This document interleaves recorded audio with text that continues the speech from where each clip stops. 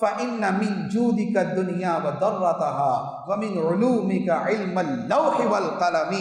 یا رسول اللہ، یہ دنیا، قبر، حشر، آخرت، یہ ساری کی ساری آپ کی سخاوت کا چھوٹا سا ٹکڑا ہے۔ دنیا مل جائے، آخرت مل جائے، جنت مل جائے، نعمتیں مل جائیں، قبر میں راحتیں مل جائیں، یہ سب کیا ہے؟ من جودک الدنیا وضرتها، یہ دنیا آخرت سب مل کے یا رسول اللہ آپ کی سخاوت کا چھوٹا سا ٹکڑا ہے۔ اور لوح و قلم کا علم، لوح و قلم کا علم کیا ہے یا رسول اللہ؟ آپ کے علوم کا چھوٹا سا حصہ ہے۔ حالانکہ لوح و قلم کیا ہے؟ لوح و قلم میں کیا کیا ہے؟ لوح و قلم میں کیا کیا ہے؟ بس یہ کہنے کہ لوح و قلم میں کیا نہیں ہے۔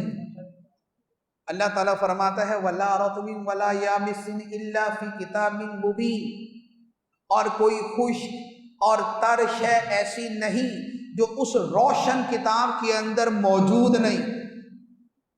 فرمایا کُلُّ صغیر و کبیر مستطر، ہر چھوٹی بڑی شے لکھی ہوئی ہے، سب کچھ لوح محفوظ میں۔ اللہ تعالیٰ نے لوح و قلم کو پیدا کیا، فرمایا لکھ۔ قلم نے عرض کی یا اللہ کیا لکھوں؟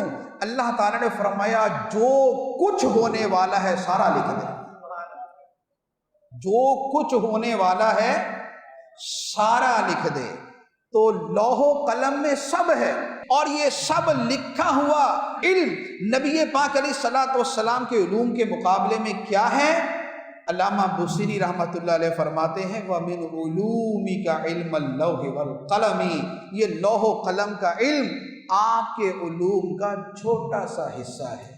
یہ علوم کے سمندر کی لہر ہے، یہ علوم کے دریا کا ایک قطرہ ہے، یہ علوم کے ریگستان کا ایک ذرہ ہے، یہ علوم کے آسمانوں کا ایک ستارہ ہے۔ یہ ساری کائنات کا علم مل کر یا رسول اللہ آپ کے علوم کا چھوٹا سا حصہ بنتا ہے۔